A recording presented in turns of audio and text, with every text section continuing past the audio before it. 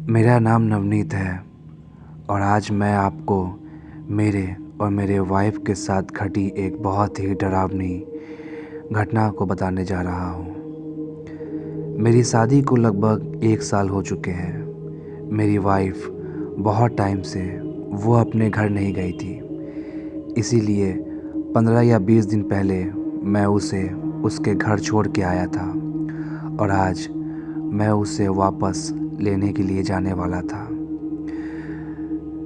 मुझे लगा था कि मैं बहुत जल्दी उसको लेने के लिए चला जाऊंगा, लेकिन उस दिन मुझे ऑफिस में कुछ ज़्यादा ही काम था। काम ख़त्म करते करते मुझे शाम के लगभग 6 बज चुके थे। मेरे घर से मेरी वाइफ का घर पहुंचने में लगभग 3 घंटा का समय लगता था। 6 बजे मैं काम ख़त्म करके अपनी वाइफ को लेने के लिए निकल गया। उसके घर पहुंचते पहुंचते मुझे रात के 9 बज गए थे।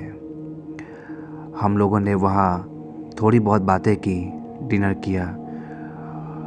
अब बारी थी वहाँ से निकलने की।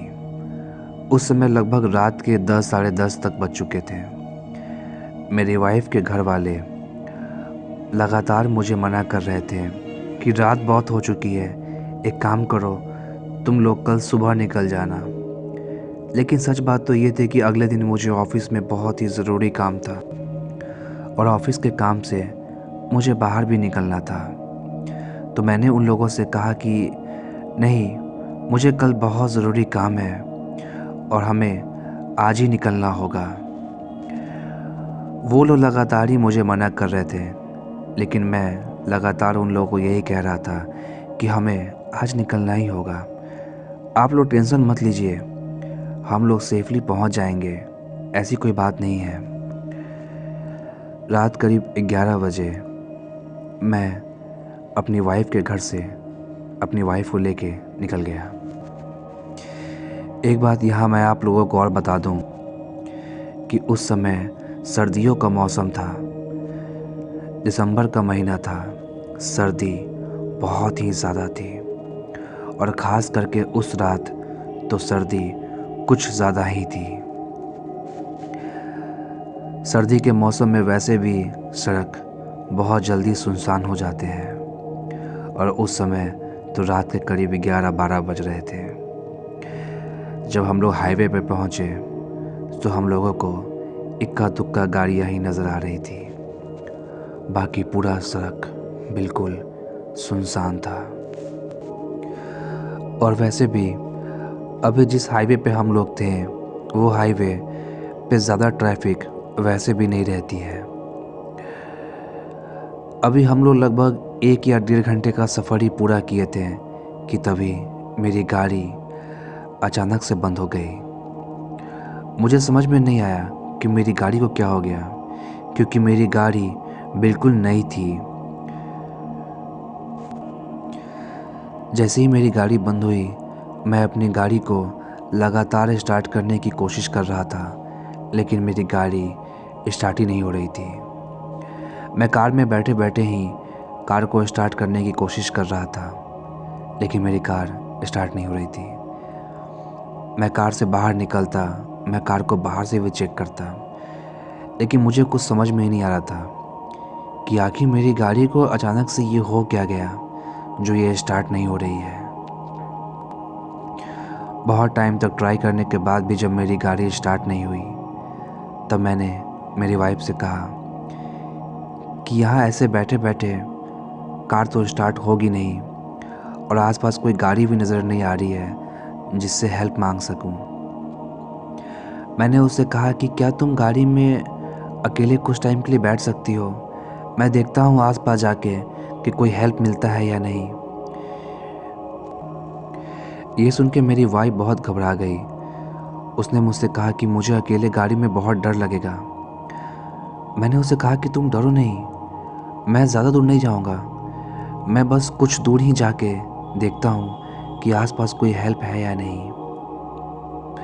लेकिन वो गाड़ी में अकेले रहने के लिए बहुत डर रही थी, लेकिन मैं बार बार उसे समझा रहा था कि तुम डरो मत, कुछ नहीं होगा, तुम बस गाड़ी को अंदर से अच्छे से लॉक कर लेना। मैं बस यूँ गया और यूँ आया। मैंने उससे कहा कि ठीक है, एक काम करो, हम लोग फ़ोन पे कॉल लगा लेते हैं।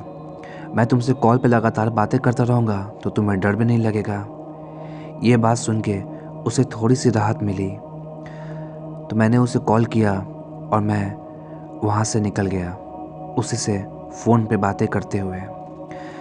जाते वक्त मैंने उससे कहा कि चाहे जो हो जाए, तुम गाड़ी का गेट नहीं खोलना, चाहे कोई भी आए, या फिर गाड़ी से बाहर भी मत निकलना जब तक कि मैं ना हूँ। और मैं यहीं पास में ही हूँ, मैं ज़्यादा दूर नहीं जाऊँगा। और ये कह के मैं वहाँ से निकल गया। मैं लगातार उससे फ़ोन पे बात करते हुए आगे बढ़ रहा था। सड़क बिल्कुल सुनसान था। आसपास कोई मैकेनिक तो छोड़िए, कोई इंसान भी नज़र नहीं आ रहा था। बस चारों तरफ बड़े बड़े पेड़ और हाईवे के साइड में घने जंगल। इसके अलावा वहाँ पे और कुछ भी नहीं था। मैं करीब 10 मिनट से चल रहा था, लेकिन मुझे आसपास कोई भी नज़र नहीं आ रहा था। और मैं लगातार अपनी वाइफ से फ़ोन पर बात भी कर रहा था कि तभी मेरी वाइफ मुझसे बात करते करते अचानक से ज़ोर से चीखी, कौन हो तुम, कौन हो तुम, बचाओ बचाओ। यहाँ मैं फ़ोन पे घबरा गया। मैंने भी उससे पूछा, क्या हुआ, कौन है वहाँ पे, क्या हुआ। मेरी वाइफ लगातार फ़ोन पे चीख रही थी। मैं जल्दी से अपनी कार की तरफ पलटा और मैं जहाँ मेरी कार थी, मैं भाग के अपनी कार के पास जाने लगा। लेकिन मैं कार से अपनी काफ़ी दूर था। यहाँ लगातार मेरी वाइफ फ़ोन पर चीख रही थी, कौन हो तुम, बचाओ बचाओ। और ऐसा कहते कहते उसका कॉल, पता नहीं कैसे उसका कॉल कट गया। अब मेरी टेंशन हद से ज़्यादा बढ़ चुकी थी। मैं पूरी जान लगा के अपनी कार की तरफ भाग रहा था। करीब 6-7 मिनट में मैं अपनी कार के पास पहुंच गया। मैंने दूर से अपनी कार को देखा और मैंने देखा कि मेरी वाइफ कार में ही बैठी हुई है। ये देख के मुझे थोड़ी सी राहत मिली। मैं भागते हुए कार के पास पहुंचा। मैंने कार का दरवाज़ा खोला और मैं कार के अंदर आके बैठ गया। मुझे देख के मेरी वाइफ ज़ोर से रोने लगी। वो बहुत ही ज़्यादा डरी हुई थी। उसका चेहरा डर से बिल्कुल पीला पड़ गया था। मैंने उससे पूछा कि क्या हुआ, तो उसने मुझसे कहा कि अभी कुछ नहीं बोलो, बस जल्दी से यहाँ से बाहर निकलो, ये जगह हमारे लिए सेफ़ नहीं है। मैंने कार को स्टार्ट करने की कोशिश की और इस पर कार स्टार्ट हो गई। हो सकता है कि शायद गाड़ी गर्म होने के कारण मेरी गाड़ी बंद हो गई थी। ऐसा कई बार होता है।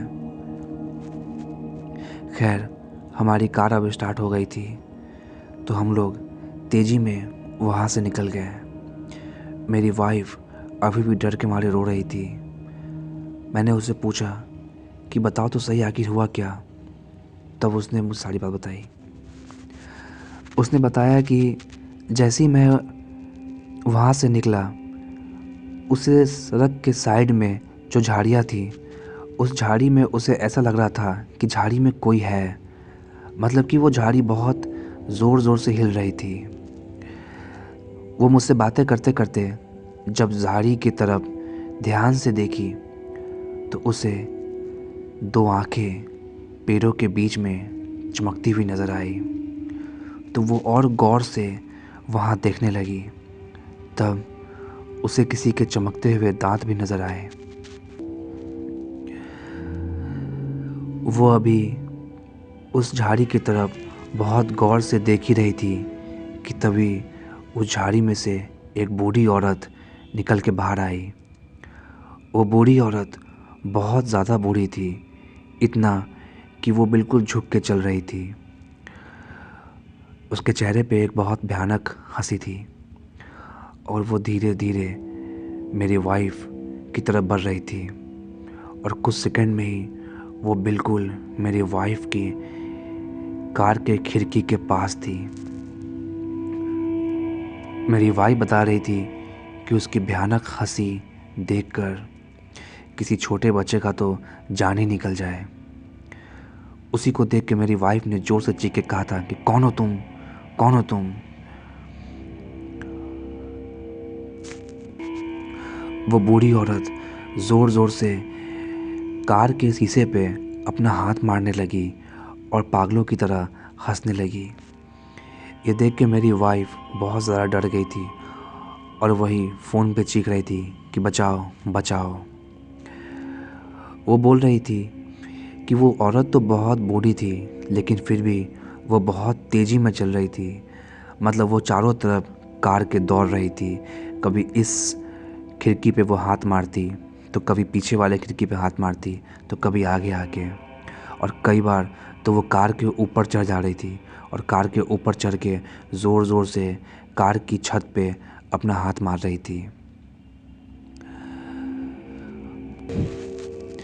शायद मेरी वाइफ को डरा के उसे बहुत खुशी मिल रही थी, क्योंकि मेरी वाइफ जितना ही डर रही थी वो बाहर उतना ही खुश हो रही थी। वो कार के छत पे लेटे लेटे खिड़की से नीचे की ओर झांकने लगी। मतलब कि उसका शरीर पूरा कार के ऊपर था और बस चेहरा खिड़की पे लटका हुआ था। और वो मेरी वाइफ को बोल रही थी, ए दरवाज़ा खोलो, मुझे अंदर आना है, बाहर बहुत सर्दी है, मुझे अंदर आने दो।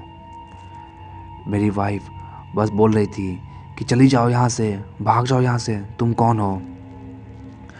तभी वो बूढ़ी औरत बोली, लगता है तुम ऐसे नहीं मानोगी, रुको अभी लगता है तुम ऐसे नहीं मानोगी, रुको अभी मैं कार का कांच तोड़ती हूँ और मैं अंदर आती हूँ।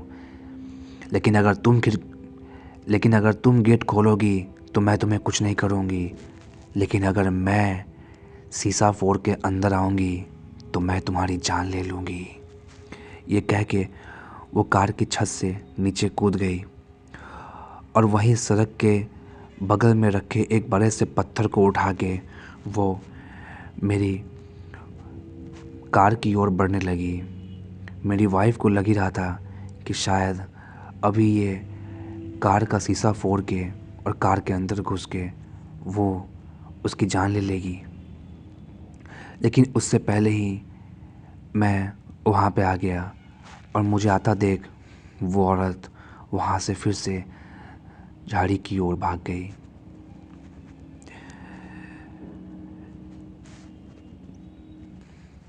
तो ये थी मेरे साथ घटी एक सच्ची डरावनी घटना। देखिए, इस घटना में कोई भूत या चुड़ैल ऐसा तो मुझे कुछ नहीं लगता, लेकिन हाँ, हो सकता है कि शायद वो कोई एक पागल औरत हो। लेकिन हाँ, ये एक बहुत ही डरावनी घटना थी जो कि मेरे साथ हुई थी। तो दोस्तों, आज की कहानी बस यहीं तक थी। और हाँ, इस बार मेरा वीडियो थोड़ा लेट हो गया क्योंकि मैं अपने घर पे नहीं था, मैं दिल्ली गया हुआ था। इसी के लिए मुझे वीडियो अपलोड करने में थोड़ा सा लेट हो गया, लेकिन मैं ट्राई करूँगा कि मैं लगातार वीडियो को अपलोड करूँ। So thank you so much. अगर आप लोगों को वीडियो अच्छा लगा हो तो लाइक करें, सब्सक्राइब करें और शेयर भी करें। और आप लोगों से मिलते हैं अगले वीडियो में। तब तक अपना और अपनी फैमिली का ख्याल रखें।